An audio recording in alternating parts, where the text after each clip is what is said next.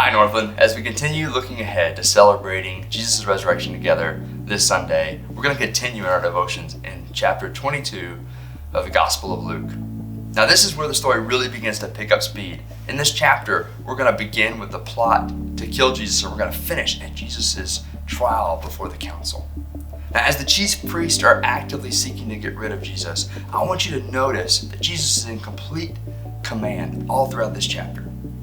Starting at the very beginning, Jesus plans to have a Passover meal with his disciples, but he leaves the location prepared ahead of time so they can go set it up, but not disclosed so that his betrayer Judas can't spoil it. He wants that time to prepare them for his absence, to celebrate Passover and commemorate the Lord's Supper, which we're going to observe tonight at Maundy Thursday service, which will be a brief service at 6:30, so I hope you'll join us for that.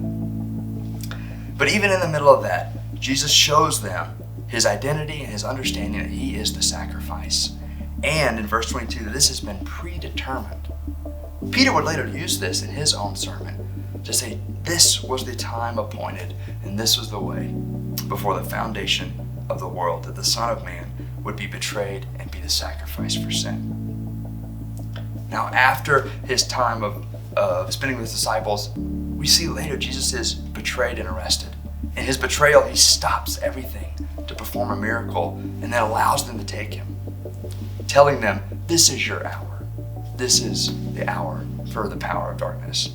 But then at his own trial, it is Jesus' words that identifies him as the Messiah and the Son of God, giving them everything they need to continue that trajectory toward the cross. Jesus sent himself to the cross as he had determined. He is in complete control. But yet I want you to see this in verse 39. Jesus did not protect himself from the anguish and the pain of what he was going through. He knew he was going to face it, and he took everything to God. And heaven itself, when Jesus is praying in the Garden of Gethsemane at the Mount of Olives, heaven himself comes down in the form of an angel to minister and strengthen Jesus. When you're going through difficult things, look to the sovereignty and authority of your Savior and know that when he prays for you, heaven hears and you'll be given the strength to endure whatever it is that you're facing. I hope that blesses you guys today. We'll see you tonight.